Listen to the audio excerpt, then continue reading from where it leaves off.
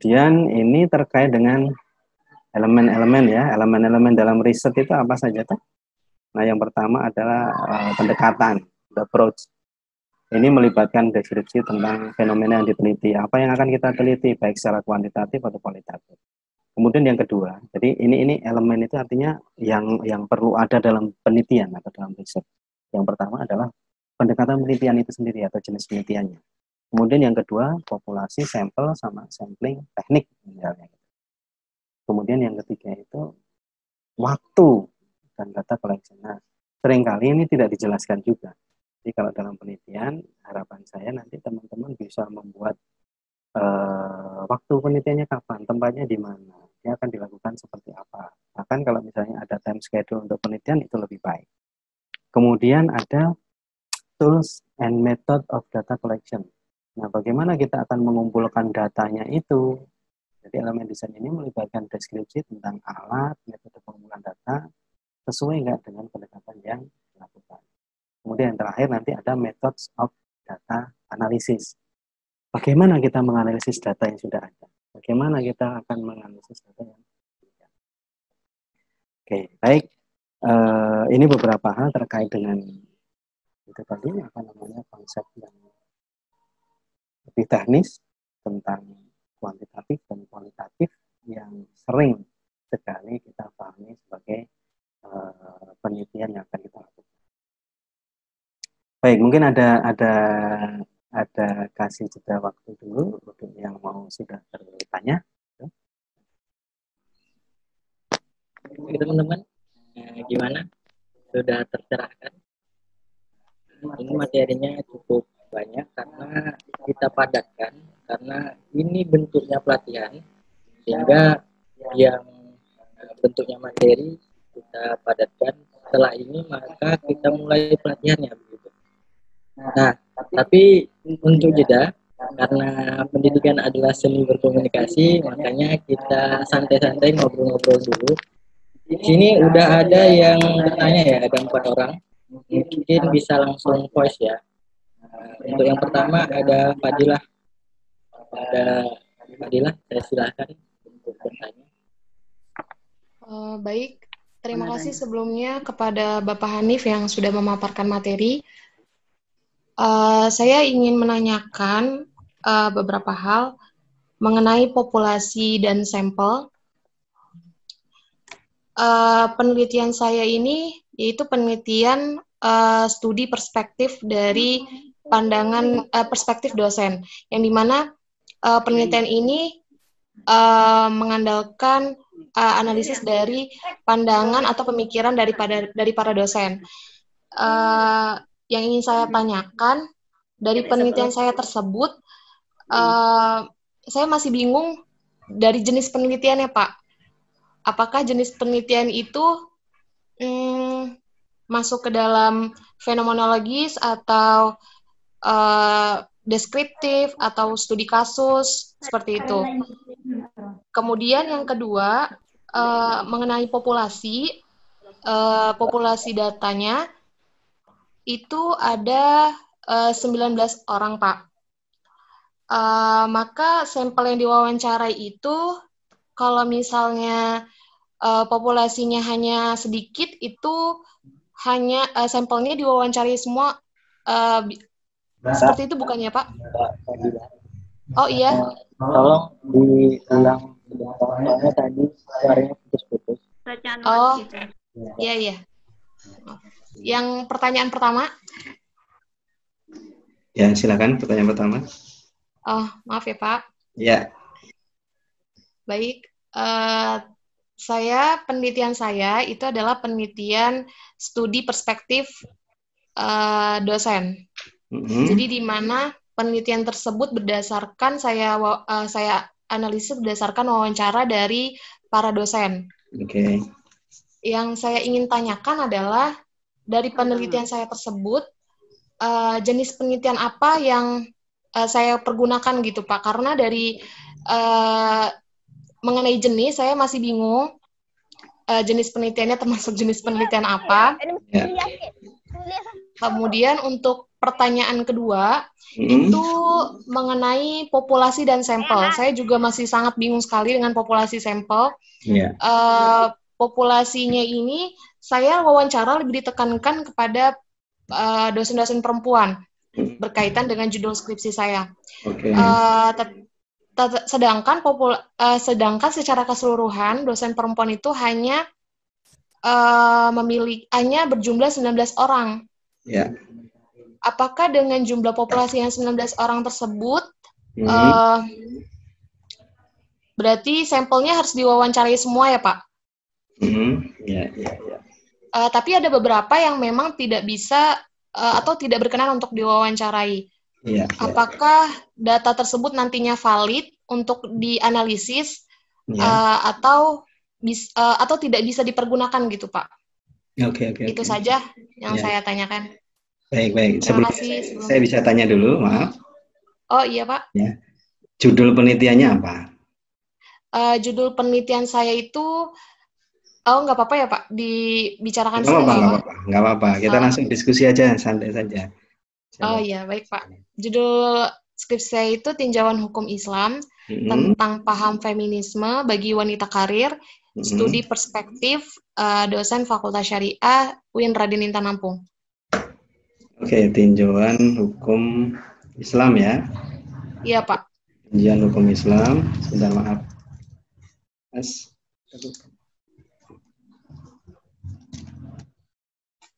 Tinjauan hukum Islam, oke, bisa diulang. Tinjauan hukum Islam tentang paham feminisme bagi wanita karir. Oke. Studi perspektif dosen Fakultas Syariah UIN Raden Intan Lampung. Oke, ya. Nah, sekarang saya coba pengen tahu penekanannya ini dari judul ini apa?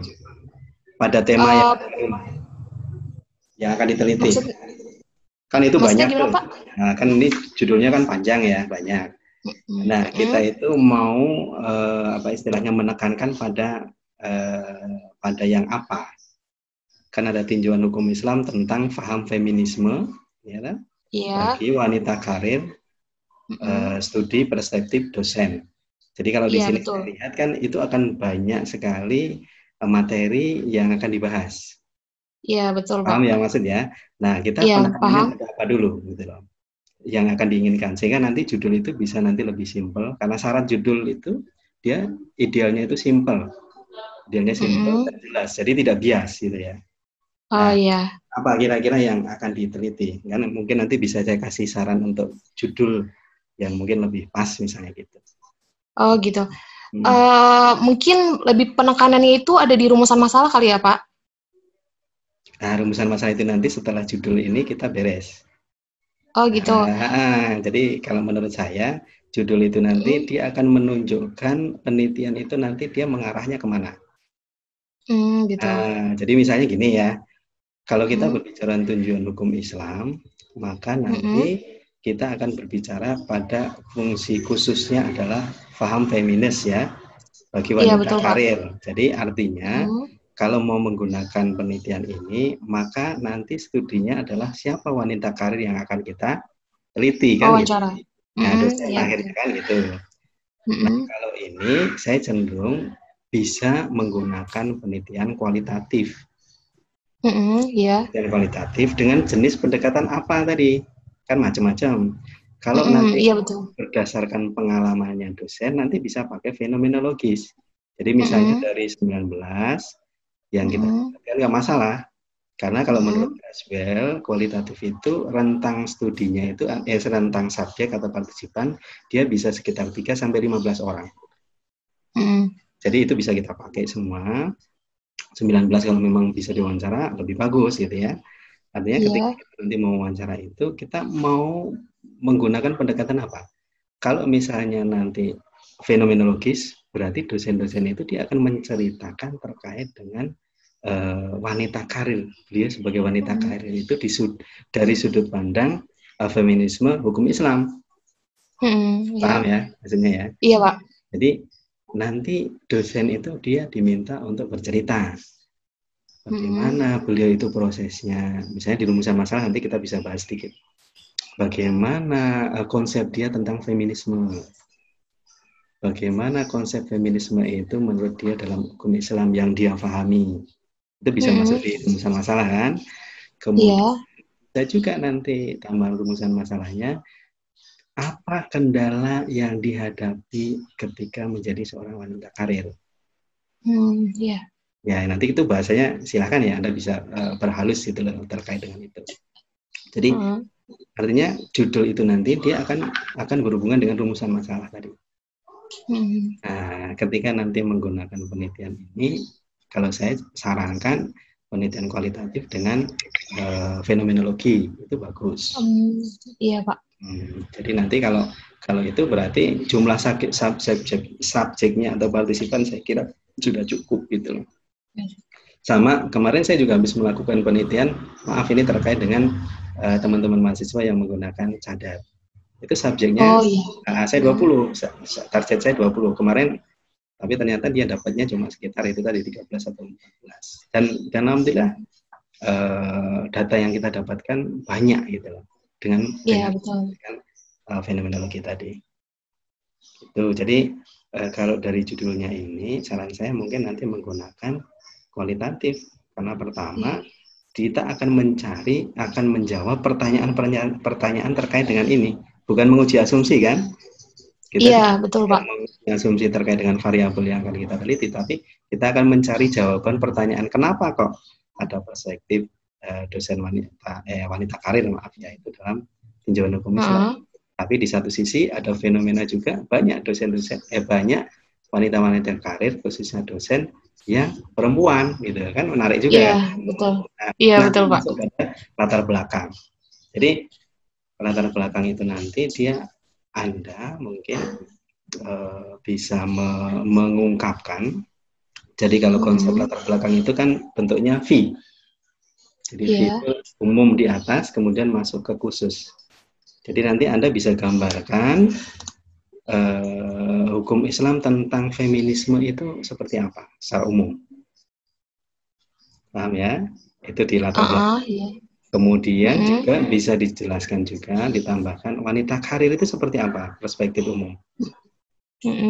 Kemudian Anda fokus pada subjek diturunkan lebih khusus di UIN mana? UIN Raden Intan Lampung. UIN Raden Intan Lampung. Yang terjadi di situ apa fenomenanya? Oh ternyata banyak wanita-wanita karir, terutama dosen dalam hal ini, ternyata jumlahnya itu banyak perempuan. Nah, itu kan menarik. Kalau misalnya Anda punya datanya itu lebih bagus, misalnya dari total ya, dari total di populasinya itu, kalau misalnya se-universitas lebih bagus misalnya, dari jumlah dosen 100, ternyata 50 orang itu dosennya perempuan. Nah, ini kan satu hal yang menarik. Iya, betul Pak. Ini menjadi satu penekanan bahwa kenapa kita mengangkat ini. Jadi nanti bisa dilihat dari banyak aspek. Kenapa wanita karir itu pertama dari jumlahnya itu meningkat, kemudian bisa juga nanti dilihat dari prestasinya. Oh ternyata yang menjabat dan sebagainya juga dari wanita karir. Gitu. Juga, kan? Nah, semakin banyak Anda memunculkan hal-hal yang baru itu nanti semakin menarik. Nah disitulah baru nanti Anda buat rumusan masalahnya. Jadi kalau di latar belakangnya itu sudah kuat, Anda mempunyai satu hal yang baru, berbeda kan dengan yang lain? Iya betul Pak. Wanita karir kan banyak kan, di kampus manapun ada wanita karir, tapi di sini ada yang berbeda. Nah yang berbeda itu Anda yang tahu. Iya betul. Paham ya? Paham Pak. Oke, nah dari situlah kemudian penelitian Anda ini menjadi penting untuk diteliti. Karena apa? Meskipun temanya mungkin sama, tetapi ada sesuatu yang unik di situ. Ada sesuatu yang berbeda, dan ini kita coba untuk angkat. Kenapa kok bisa seperti ini? Paham ya maksudnya ya? Iya, paham Pak. Nah, baru kemudian masuk pada tadi rumusan masalah, tujuan penelitian, dan sebagainya. Oh iya. Oke, ada lagi? Udah cukup, itu aja Pak Hanif. Oke. Ya, terima kasih. Semoga terima kasih banyak Bapak. Ya. Baik. Amin. Ya. Ada lagi yang lain? Oke, sangat menarik ya. Selanjutnya kepada Mbak Rifa, kepada Mbak Rifa, saya silakan dengan segala hormat.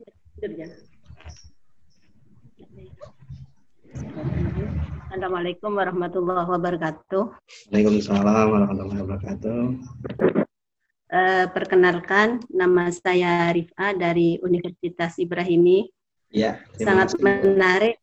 Hadis tadi cukup jelas sekali. Ya. Cuma ini ada beberapa yang ingin saya tanyakan. Simpel aja, Pak ya. Ya. Yang pertama tentang rumusan masalah ya. Ya. Tentang rumusan masalah. Bagaimana cara merumuskan masalah yang baik dan benar, baik dalam penelitian kualitatif atau kuantitatif, kemudian juga di PTK. Iya. PTK.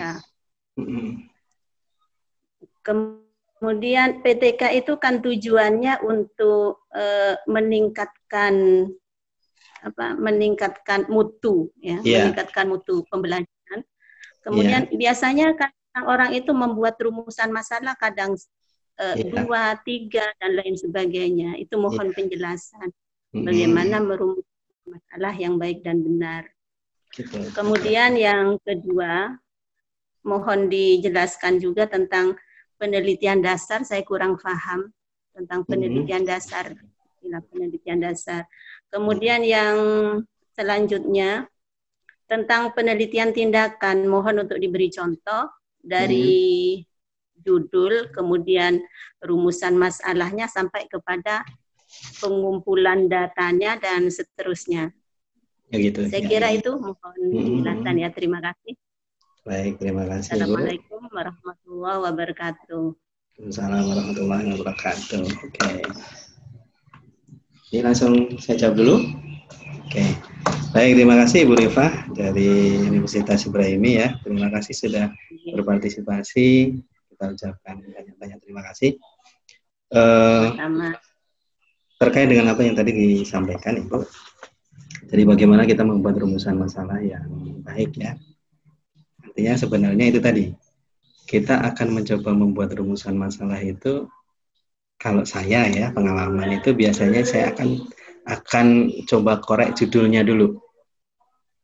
Nah dari judul itulah kemudian akan muncul, apa atau kira-kira yang akan kita butuhkan. Jadi kalau rumusan masalah itu sebenarnya kan kita hanya merumuskan beberapa permasalahan. Ada beberapa aliran apa istilahnya yang menganggap bahwa semakin banyak rumusan masalah itu nanti akan semakin bagus. Ada juga yang dia menganggap rumusan masalah khususnya untuk yang kuantitatif itu simpel. Jadi contohnya misalnya rumusan kuantitatif karena dia akan menguji asumsi atau menguji hipotesis, maka dia bisa misalnya rumusan masalahnya seperti ini. Apakah ada pengaruh misalnya atau apakah ada hubungan ya antara variabel ini dengan variabel ini. Karena nanti kita dalam teknis analisis data hasilnya kita akan mencoba menjawab rumusan masalah kan, hasil itu dia akan mencoba menjawab rumusan masalah. Jadi kalau untuk yang kuantitatif bisa seperti itu tadi nanti. Jadi misalnya variabel satu dengan variabel lainnya, kita mencoba untuk mencari korelasinya.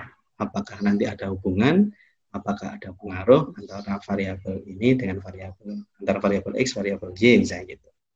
Kemudian yang kedua, kita juga bisa melihat misalnya rumusan masalah itu berkait dengan kontribusi variabel.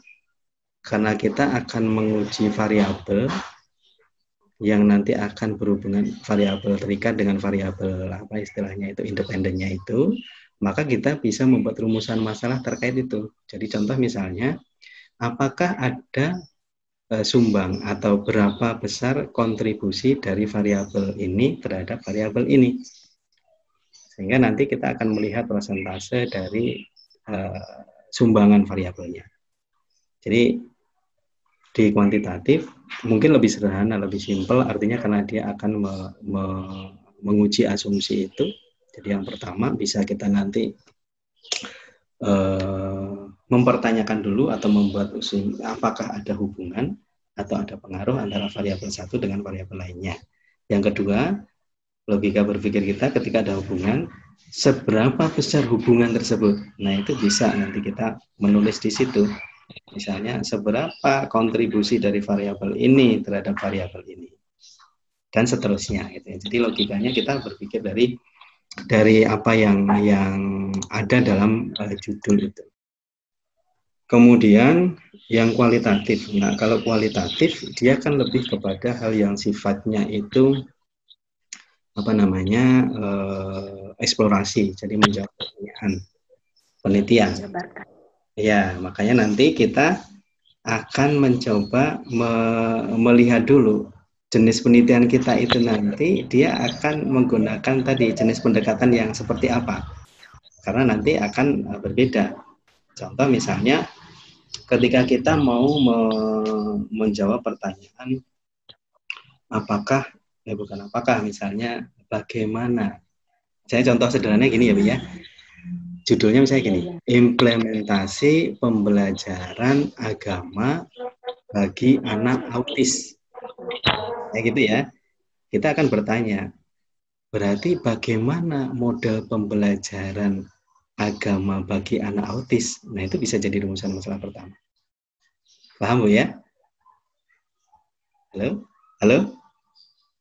Nah, itu yang pertama. Ya, itu yang pertama. Jadi kita akan mencoba untuk mencari, kalau ada implementasi berarti kita bisa secara logika berpikir bagaimana implementasi penerapannya itu. Nah, itu jadi rumusan pertama. Kemudian yang kedua, kita berpikir kembali ketika itu bisa diimplementasikan, berarti kan ada yang mendukung, ada yang menghambat. Nah, bisa kita tulis nanti menulis misalnya apa kendala yang dihadapi, apa hambatan yang dihadapi, apa istilahnya itu hal yang mendukung adanya implementasi itu. Nah, itu sudah cukup untuk membuat rumusan masalah. Ya. Nah, di PTK juga sama, hampir semuanya sama. Nanti kita mencoba dari judulnya seperti apa. Misalnya peningkatan prestasi belajar dengan menggunakan metode Cartshot misalnya tadi itu. Maka kita akan bertanya bagaimana implementasi metode Cartshot itu dalam pembelajaran. Kemudian seberapa besar kontribusi atau pengaruh dari implementasi metode tersebut dalam prestasi belajarnya. Gitu kira-kira Ibu.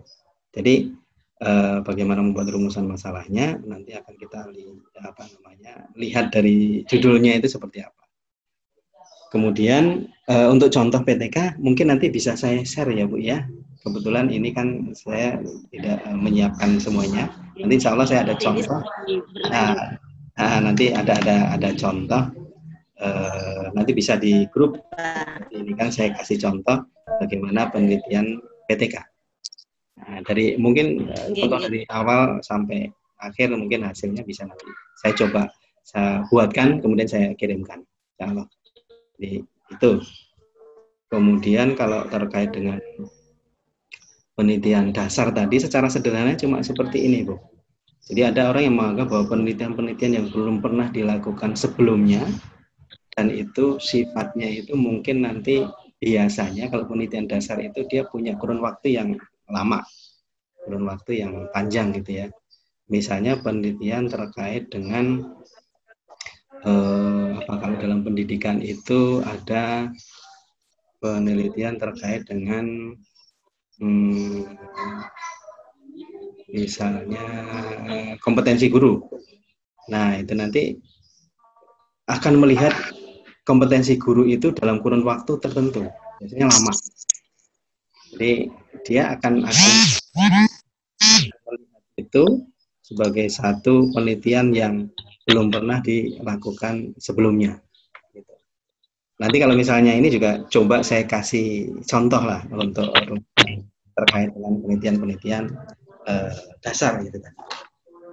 Saya kira itu dulu Bu, mungkin sementara sedikit bisa mencerahkan mungkin nanti untuk yang tambahan beberapa. Allah bersambung nanti di luar forum Bapak ya. Ya, insya Allah nanti bisa kita siap. Ya, insya Allah kita akan selalu bantu teman-teman semuanya untuk konsultasi dan sebagainya.